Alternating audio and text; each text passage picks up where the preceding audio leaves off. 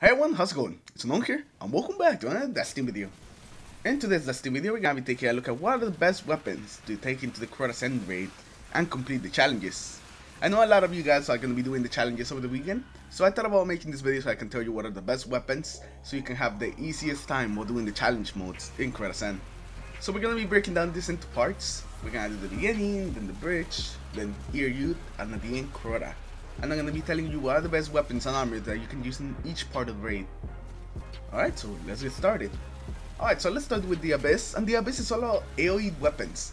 Weapons with Firefly, hand cannons, or Sky Rifle that have Firefly do very good in the Abyss. Some other weapons that also are great in the Abyss are Salo Supercell. The Chain Lightning is great, it just destroys the group of throws. And you actually don't have to reload that much because of its exotic perk that when you get double kills, you actually get a bigger magazine back.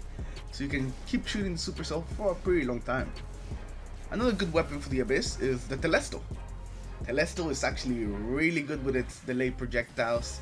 It does so much damage since they're all grouped together. And you even get an extra benefit of just making a bunch of orbs of light for your teammates so they can just keep spamming supers like people like doing in the Abyss. Another weapon that you may consider for the Abyss is a nice rocket launcher. It could be a Galahorn, but it doesn't have to be. And this is for the end. The end when you're just kind of waiting for the bridge to form, when the ogres and witches start spawning. It's just very nice to be able to take out those things quickly before they kill you, because if they get close, they will kill you. So it's very nice to take out the witches and the ogres quickly with a rocket or two. Alright, so now let's look at some of the armor that will help you through here. For the hunters, it's very obvious. The don't touch me's just make it super easy to go through the Abyss, because you can be invisible for most of the time. As soon as you get hit, you go invisible. As soon as the invisibility runs out and you get hit again, you go invisible again. So yeah, with the don't touch me's, you pretty much don't even have to try, and you will make it to the end pretty safely. For the warlocks, the Sunbreakers are great for the Abyss, allowing you to have an additional grenade, while also doubling the duration of the solar grenade. It's amazing.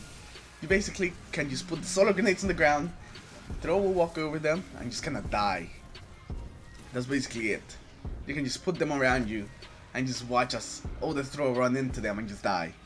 Another good piece of armor for the Warlock is the Obsidian Mine. If you're running Void Walker in the Abyss, the Obsidian Mine can be so much fun to use.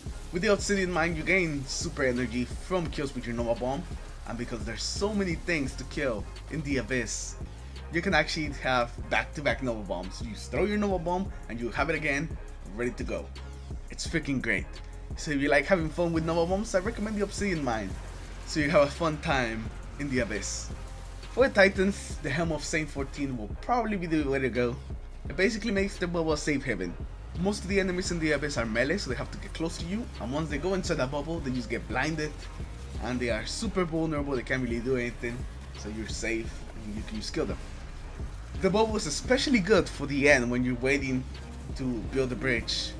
It will definitely help keep yourself and your team alive when you're in the very end and you're just kind of moving really slowly.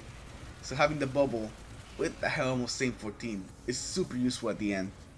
Alright, so now moving on to the bridge. And the beauty about the bridge is that you don't really need a specific thing. Everything just kind of works.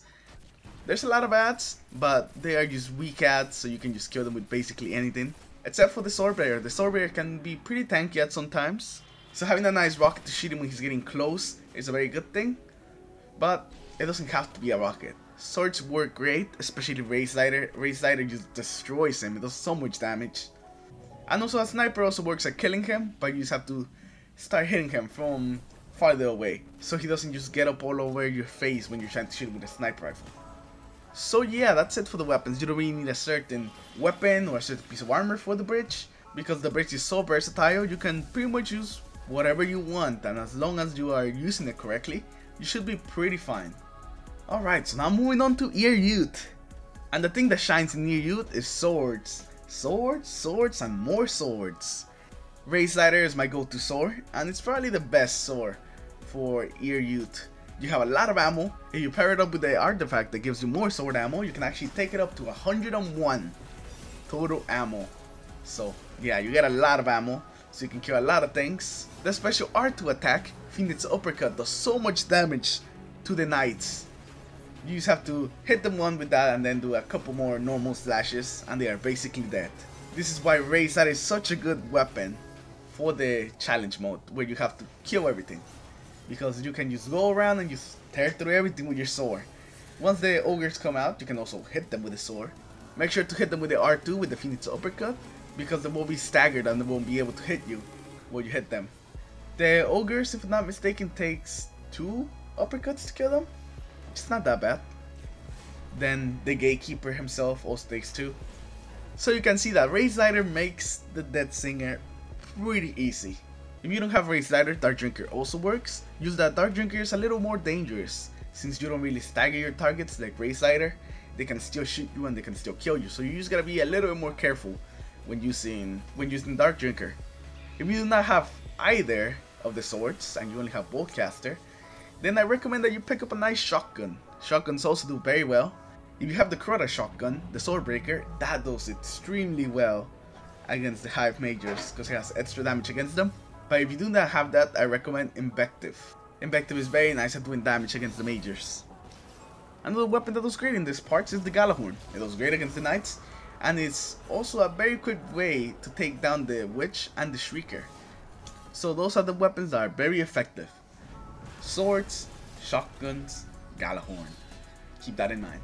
For the armor, there's nothing really specific that you want for this part. Sin 14 for the Titans would be nice because a lot of Knights are melee, and also because Blessing of Light can help you stay alive longer while you're fighting all those Knights. But besides that, when there's not anything else that's a must, so you use whatever you want. Alright, so now moving on to Crota, big Crota. You definitely want some Galahorns. Galahorns take down Crota super easy. Everyone has a Galahorn now, so that shouldn't be a problem. The Sleeper Simulant can be very good, not for just taking Crota down, but also to take down the Oversoul. The Oversoul usually gets destroyed with the Sleeper. It does so much damage to the Oversoul. Those are probably the best 2 weapons to have in this part. A Galahorn or a Sleeper. For the armor, the Celestial Nighthawk will make the Oversoul not even a problem. You can basically one-shot the Oversoul with a Celestial Nighthawk shot. It is crazy how much damage you can actually do to it. If you have the Celestial Nighthawk with you and you always have a super for when Crota summons his Oversoul, the Oversoul will never be a problem. I think that's the only piece of armor that's a must for this, because it just has such a big impact on the encounter. So yeah, Titans and Warlocks, feel free to use whatever you guys want, whatever your favorite piece of exotic armor is during Crota. But anyways guys, that is going to be it for today's video. I just wanted to tell you what are some of the weapons and armor that I think are the best for when doing the challenge for Crota's End. As always, I hope you guys have enjoyed the video. Leave a like if you did, dislike if you didn't, subscribe to the channel if you guys haven't already. Tell me in the comments below what is your favorite weapon and piece of armor to take into Crota's End. And I'll see you guys in my next video. Take care everyone.